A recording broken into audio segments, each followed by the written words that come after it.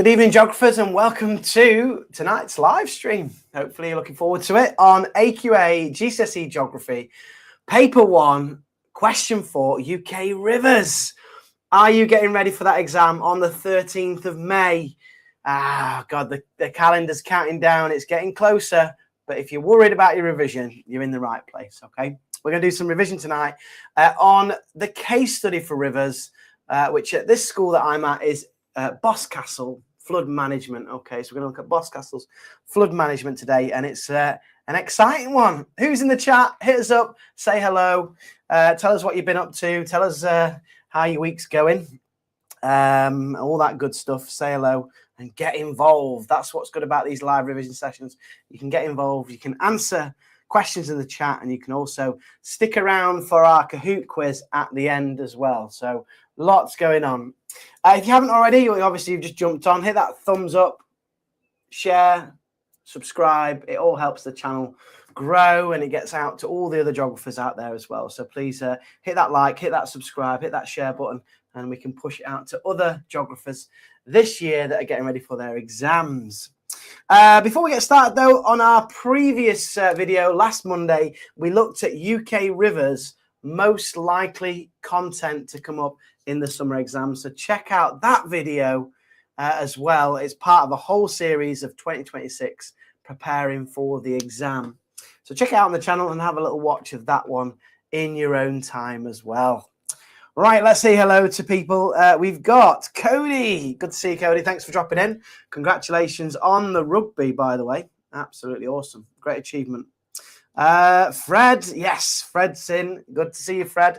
A regular. He's always there. Who else we got in the chat? We've got Sophie. Hi, Sophie. Good to see you. Thanks for dropping in. And you're always on the live streams. It's good to see you on the live streams. Thank you for joining. Adil, yes, I know you promised me, actually. You said you were going to be in the live stream tonight. Good man. Make sure you've got some paper, a notepad, whatever you've got, so you can make some revision notes for tonight's mini live stream. You are more than welcome. Yeah, you're more than welcome. So what do you need for the live stream? Obviously a drink, because we might be here for about 45 minutes to an hour. Chocolate, sweets, anything that keeps you motivated whilst you're doing your revision.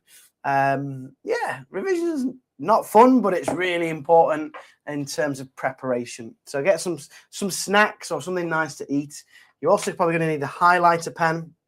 Make sure you've got one of those. A normal pen for writing. And I always use a selection of colours, coloured crayons, and a ruler all in there as well, just for good measure. So where would we be in geography without coloured crayons? We have to have our coloured crayons as well. Right. So I think we're almost ready to start. Hopefully you are. Got everything you need. Good stuff. Yeah, as I say, check out the previous videos on the channel. We've done natural hazards. We've done living world. We've done UK coasts. We're now doing UK rivers, looking at the case study. And we will move on as well. Yes. Oh, one of my good friends. Yes, I've got a brew. Thanks for dropping in. One of my very good friends in my hobby. Good to see you. Thank you so much for joining in on the live stream. Always have a cup of tea. Always have a cup of tea, as you know. Right. So are we ready, guys? I think we are. We should have everything we need. Let's crack on with our case study today.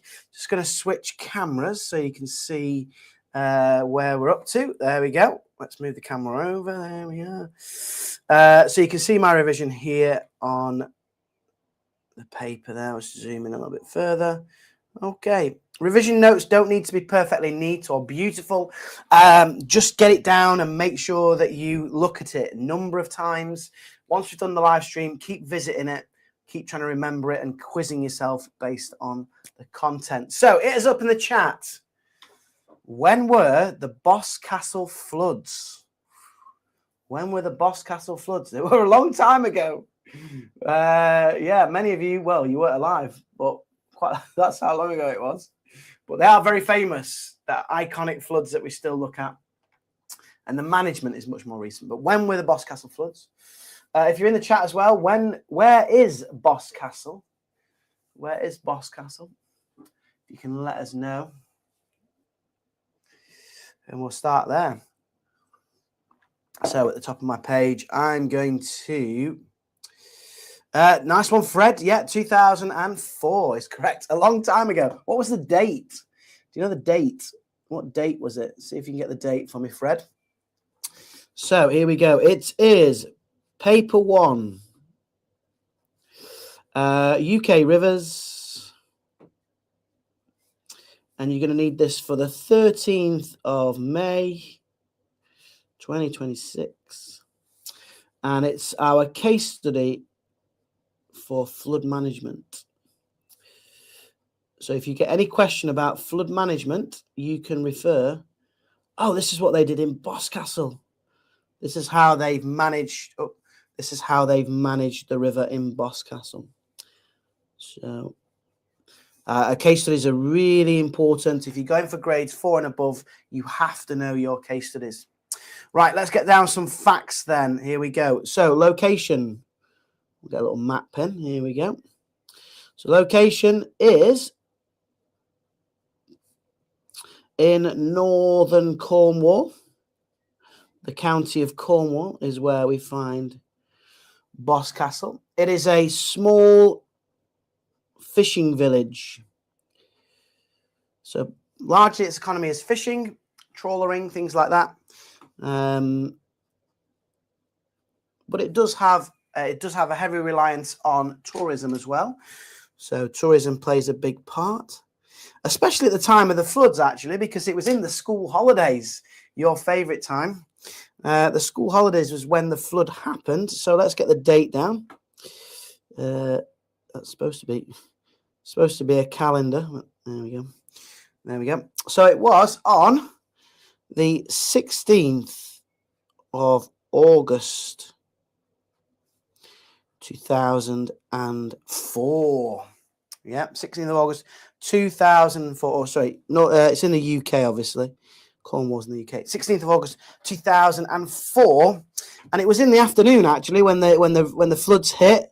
It was a really busy day for tourism. There was lots of people in the cafes and shops and things like that in Boscastle when this devastating flood hit.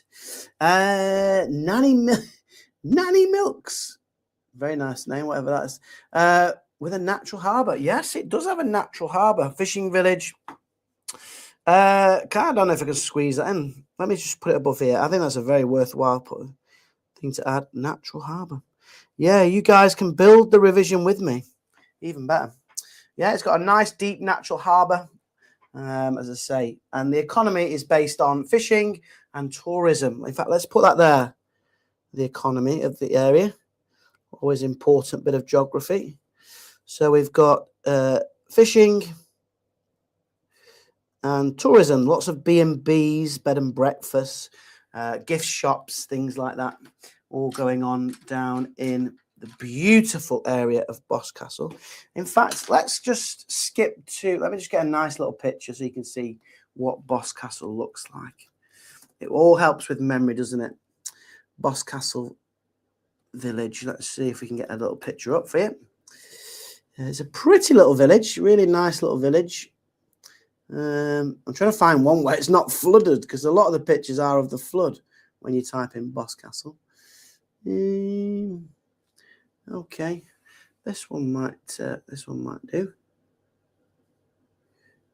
Yeah, let's just share this screen here, guys. I'm just there we go. Remove that for a second. Oh God, that's big screen of me. That's a bit of a shock. Right, let's add another screen here. Stop screen share. Okay, let's have a little look. Share screen. So just to give you a little look, there you go. This is what Boscastle looks like. Kind of traditional Cornish stone brick buildings. You've got the river there. You've got a lovely area for walking and recreation. Lots of people go walking there.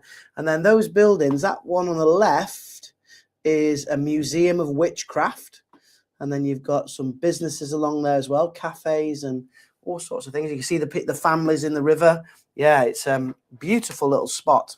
If you're ever down in Cornwall, yeah, go and visit it for the geography and because you obviously learn about it. But also, it's a really nice place to go.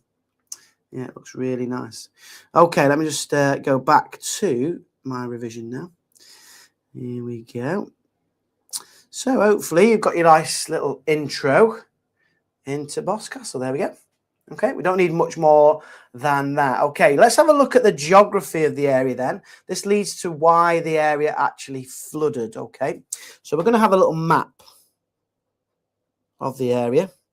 We are geographers after all. Okay, now it's not a brilliant map, all right, but it will do. Let's put in the edge of the drainage basin. We've got this big natural harbour. Okay. And then we're going to put the name of the river. Oh, that's a good point. Who knows the name of the river? In fact, there's two rivers, major rivers. The names of the rivers that pass through Boscastle. Here is the Atlantic Ocean. So the rivers discharge, release water into the Atlantic Ocean. Okay, here is our river. There's our natural harbour here. We can perhaps label that. The natural harbour. Which we've already had mentioned. Good. We'll just put in our settlement here of Boscastle. Okay. Let's get the shape of the land in as well. So let's pop that in there. So this is Boscastle.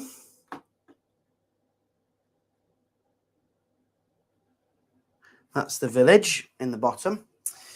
And let's just see if anybody's got the name. Ooh, not a million miles away. River Valenka. Not far off, but it's not quite right.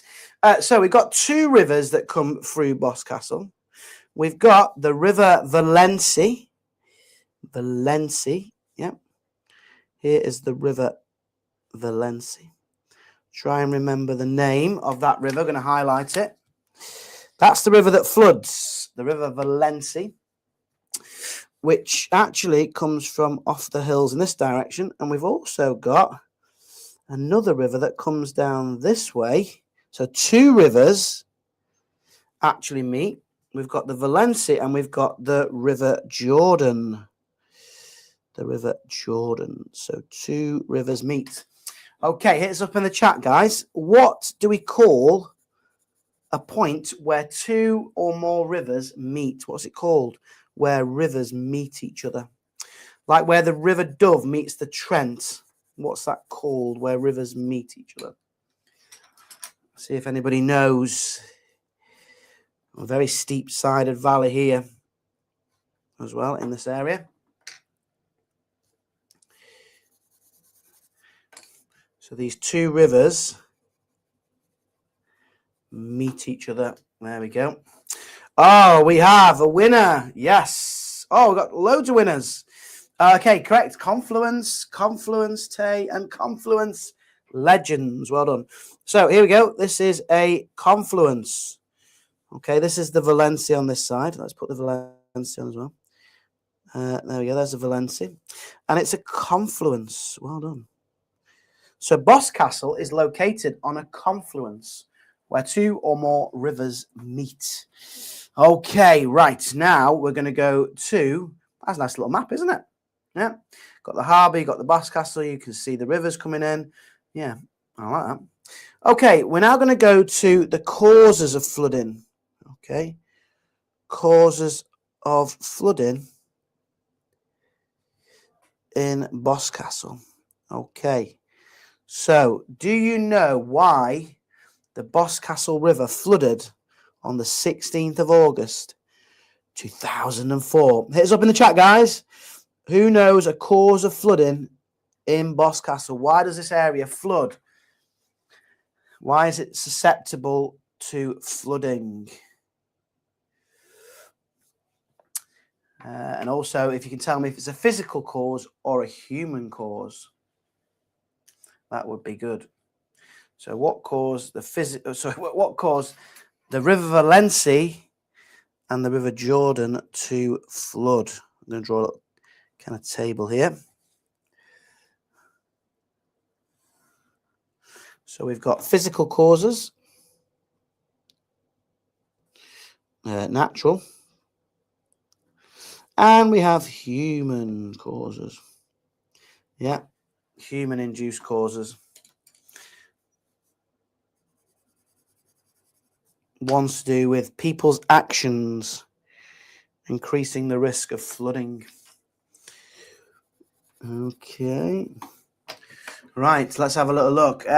We've got loads coming in. Thank you, guys. Yes.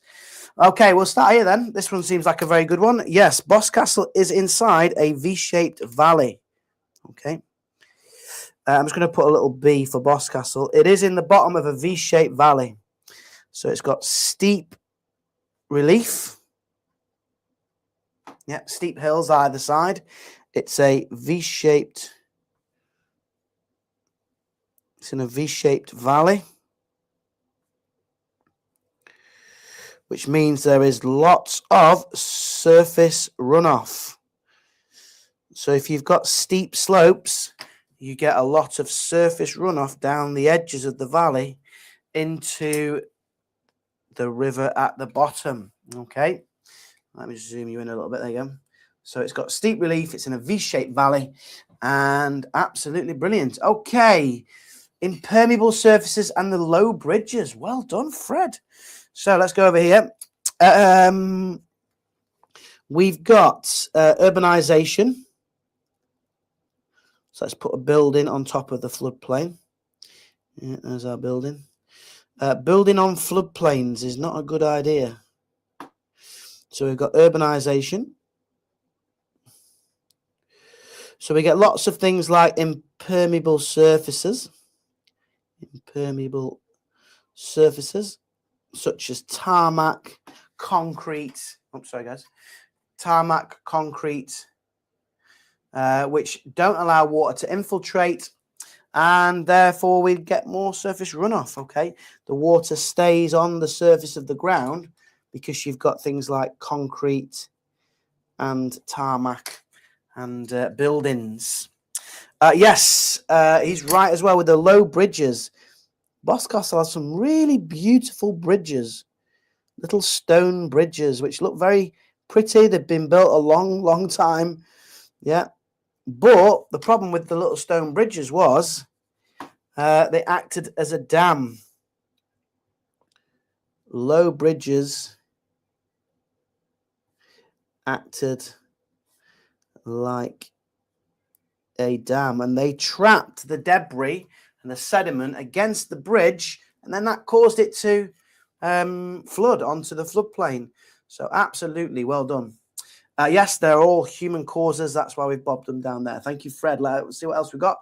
Prolonged rainfall. Yes. Okay, so we had a storm. Let's get that one in there. Okay. So we had Hurricane Alex is the name of the storm. Hurricane Alex. We don't have hurricanes in the UK, but that was the back of the hurricane from the United States. And we had 2 hours. Sorry, in 2 hours, we had 1 month of rainfall. Okay. Yeah, so in 2 hours, we had a whole month's rainfall in just 2 hours. It was like a cloud burst, huge amounts of rainfall or precipitation. Okay. There was a storm system called a depression, a low area of pressure, lots of moisture being lifted off the Atlantic, condensating and precipitating, and this just a torrential downpour of rain onto Boscastle, which was devastating, really. Okay, so what else we got there? Prolonged rainfall, saturated soil. Let's put that in there as well. Well done. So here's my soil full of moisture. Yeah. So as you know, if it rains, the moisture will infiltrate the soil, but it's got a capacity. Yeah, there's a maximum amount that soil can have that can infiltrate. And after it reaches its capacity, it's going to be on the surface and it leads to surface runoff. Okay. and that goes to the river. So what you tend to find, whenever you've got puddles on the ground, that means the soil is saturated, okay? So we did have saturated soil because of the heavy rain, basically, okay? Which then leads to, again, surface runoff. Okay, can somebody help me out here in the chat? What does that do to lag time? What does that do to lag time when you have lots of surface runoff, lots of water on the surface? What does that do to lag time? Okay, let me know. In fact, someone here has already put it. It decreased. Hey, legend. Okay, that's going to decrease the time it takes water to get to the river, or it decreases the lag time. That's a really important thing when you're talking about flooding. Okay, so decreased lag time. Impermeable surfaces, very good. Surface runoff. Right, have we got anything else? Okay, I've got one more. Low bridges, yeah. Oh, 60 millimeters in 2 hours. Yeah, it was. I think actually as well, it got up to about 185 millimeters of rain. Huge amount, okay? Huge amount, 185 millimeters or 18.5 centimeters. That is, let's have a look at this. That's 15 centimeters there, look. So that's a huge amount of rain across that land area. Plus it's a V-shaped valley, plus it was urbanized, plus you've got these impermeable surfaces, lots going on there that wasn't helpful. The last one was, there was land use changes. So I don't know if you know about this, but there was, leading up to the flood, some deforestation, land use changes by farmers. Okay. And what they did was to maximize the field sizes, they removed trees, what we call deforestation. Sorry, guys. Removed trees, and they removed hedgerows. Removed trees and removed hedgerows. Can squeeze it in? Yes. Okay. All these things that would intercept rainwater and store the rainwater are now gone because they've removed them to create more space for farming in the upper catchment area of the river. So we've got reduced interception of water now because there's less trees, there's less hedgerows, there's less interception of that water in the catchment area, and that's going to lead to increased flood risk. Okay, so by a farmer trying to make more out of his land, and that mismanagement of his land could lead to flooding. Okay, right now we're going to go to the impacts of flooding. So what did the flood do to Boscastle? We're halfway through our live stream already, guys. So that's good. Okay, can you hit us up in the chat? I'm not caught with the chat. Okay, what happened in the flood? What happened in the flood? I'm going to draw another table over here, actually, a big table. I'm going to have impacts of flooding. Impacts of flooding. And I'm going to go for social impacts on people. We're going to go for economic impacts, costs of things, business, and we're going to go for environmental impacts. How did it affect nature, wildlife, water quality, things like that? Okay, so social, economic, and environmental impacts. Okay, I'm just going to draw a little table for revision. Again, for UK extreme weather, if that comes up in as well in question 1, you could always use this as your UK extreme weather example because it's very much extreme weather. A month's rain in 2 hours is very, very extreme.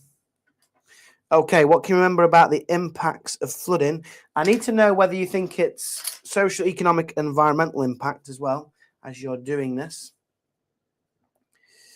Okay. What have we got? We're going to start with social impacts, I think. Helicopters rescue. That was the response. Yeah, helicopters did rescue. Apparently, it was the largest air rescue since World War II. The largest airlift rescue since World War II. There's a little fact. Cars were washed into the harbour. Absolutely, that's a good one. Bridges were damaged. Well done. Income from tourism was lost. Yeah, absolutely. Right, let's go for it then. So, there were no deaths. Okay, RIP, but there's no deaths, which is good. So that was good. It was the largest. Let's get a helicopter in. That's my helicopter. It was the largest air rescue since World War II. Okay. There were 7 helicopters that came to the rescue, and 100+ people were rescued using the helicopters. Most of them from rooftops. So most people were stuck on the roof. There we go. Look. Yeah. Rooftop rescue. All right. Now, that's quite a stressful situation, isn't it? Okay. Quite a stressful situation if you're going to be rescued. So I'm going to put there, obviously, when you've lost your house in a flood and you're worried about your life and whether you're going to survive, I'm going to say there could be psychological trauma. Yeah.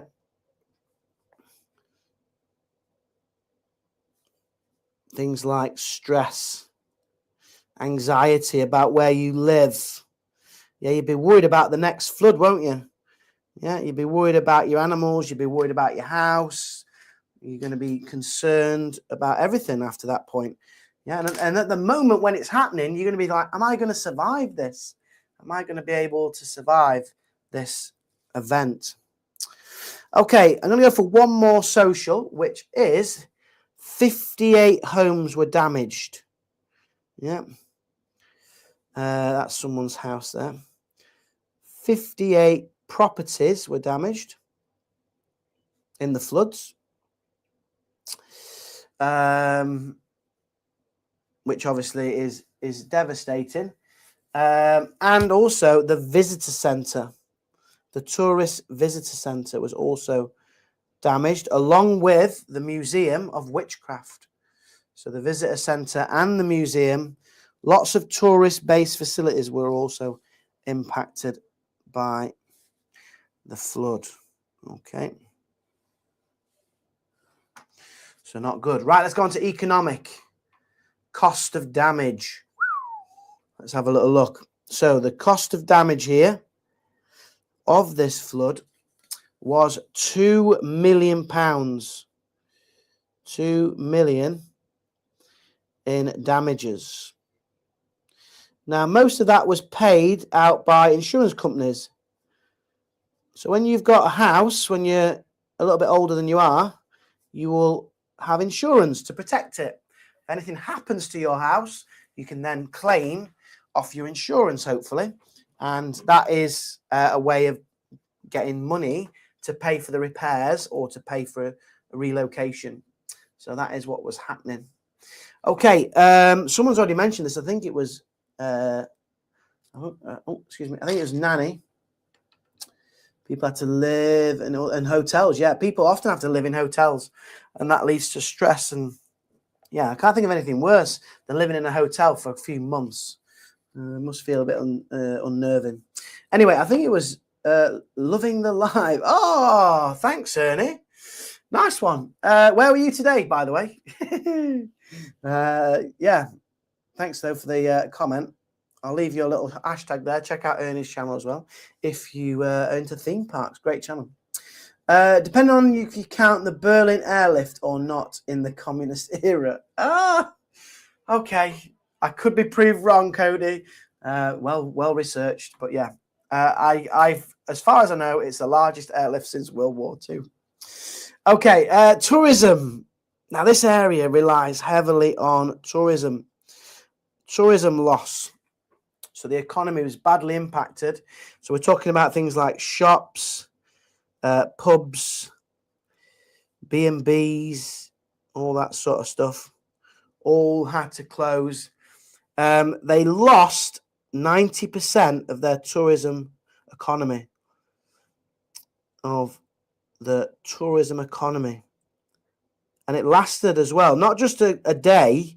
This was months afterwards. These shops and businesses were closed. It wasn't safe to reopen. So tourism loss. The last one here is insurance claims. So obviously people had to claim off their insurance. This led to increased insurance costs, increased insurance premiums after the flood.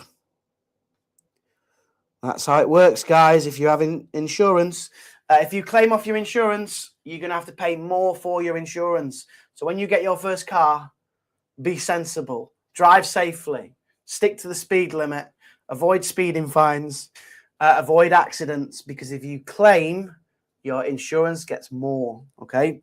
So these people had to claim for their houses, so then their insurance went up. Not good.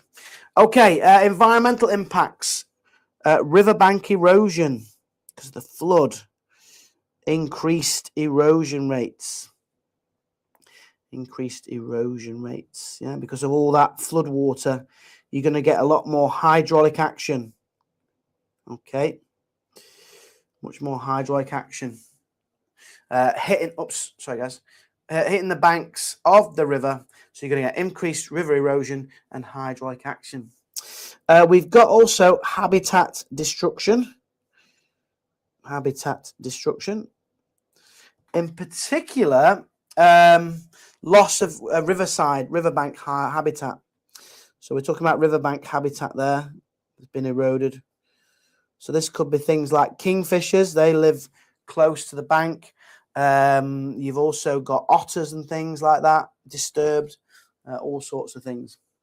And the big one was oil spills.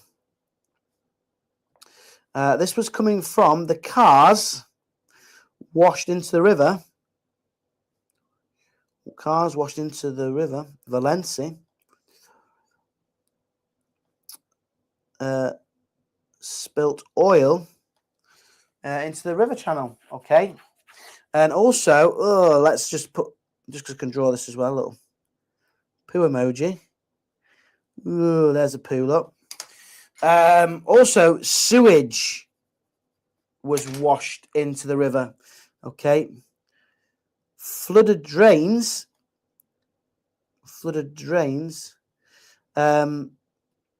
led to sewage discharge into the water.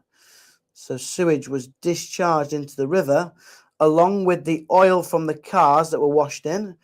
And then you've got kind of a bit of a recipe for disaster. That poor, beautiful river, yeah, in Boscastle becomes a toxic, dangerous river with sewage discharge and the oil spills from the cars as well. Okay, so what has been done to manage flooding in Boscastle? Hit us up in the chat, guys. What did they do to manage flooding? What defences did they build? How have they reduced flooding? Look at that. Looks good, doesn't it, so far? It's taking shape here. Really good. So I'm going to go down here now towards this bottom here. And we're going to look at flood management strategies.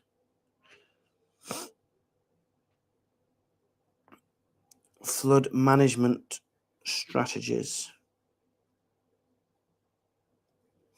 Okay, so how was this river managed after the flood? Let's have a little look what we've got. Again, we might do a little table here actually of hard and soft methods. Hard engineering methods and soft engineering methods. So I'll put that in there. You can also let us know, what is hard engineering? What do we mean by hard engineering? What do we mean by soft engineering flood defences? Let us know. Who knows the answer? It might be in the quiz at the end. You never know. You never know. Some people could not return to their businesses and homes for a while. Yeah, they had to live in different parts of the UK. Absolutely. Yep. Oh, God. Environmental damage, loss of habitats. Well done. Fuel from cars. Yeah, flowed into the sea. Well done. Could barely walk, felt unwell. Yeah, righto. Yeah, that's more like it, Ernie. I think that's more like it. Okay. Plant more trees. Car park was made higher. Yes. You know a lot of stuff here. This is good. Channel deepening and widening, straightening of the channel. Okay, right. There's lots here, isn't there? So let's go for the first one then. Hard engineering. They made the channel deeper and wider. By about a meter, roughly, in both directions. Okay, roughly by a meter each way. Oops, sorry. So they made the channel deeper and wider to increase the capacity of the channel so it could hold more water. Okay, increase the channel capacity. Okay, so that was one of the things they did. Let's just add that in there. So what we call, this is actually called, for higher grades, it's called channelization. Channelization is when you use hard engineering to engineer the river channel to make it wider and deeper for the flood management program. Yes, they did. They raised the car park because one of the problems was the cars getting washed in. So they raised the car park. Okay. So they raised the car park by building it on higher ground, relocating it just a little bit further up the valley. So they raised the car park to make sure the cars were not next to the channel. Okay. A bit higher up. And they made sure that the car park had permeable surfaces. Yeah. Permeable surfaces. It's like matting that they put down. So it allows the water, to pass through the car park now, be absorbed by the car park rather than running off as surface runoff. Okay. Good. What else did they do? They made bridges wider. Yeah. Now this was a bit controversial because the locals did not like the bridges. They had to knock down the beautiful stone bridges and they made them wider. Bridges widened. Okay. If I show you that picture that I showed you earlier, you can see one of the wider bridges actually. Let me just, here we go. Let's put this one back on. You'll be able to see it here, look. See the picture there, look at the bridge. It's this modern concrete bridge, much wider and much deeper. You can actually see the channel there. Also, it's been straightened to allow the discharge of water quickly out into the Atlantic. So we've got this straighter channel, we've got this deeper and wider channel to increase capacity, and we've got that bridge there. The locals didn't like the bridge in the distance, this one here. They said it was too modern looking and it wasn't in keeping with the heritage of the village. So the bridge was widened, okay, to make room for the water underneath to flow. Okay, let's go back to then soft engineering. Let's go back to, okay, stop that one.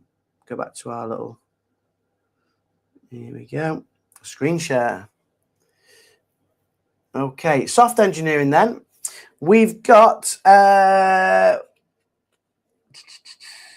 okay, improved warning system. by the Environment Agency. Oops. That's like a little tannoy. Improved flood warning system.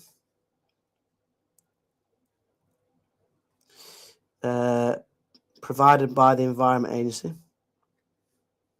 Provided by the Environment Agency. Well done. Environment Agency. Okay, we're nearly at the quiz, guys. I hope you're ready for the quiz today. Oops, sir, come on. You must be tired. Get your capitals on. Environment Agency. Okay. What else did we have? We had afforestation or tree planting along the river. Afforestation. Planting trees is what they did. Okay. There we go. So they planted trees. They improved the warning system. What else did I have here? Natural riverbanks they've put as well. So they encouraged natural riverbanks, to absorb excess water.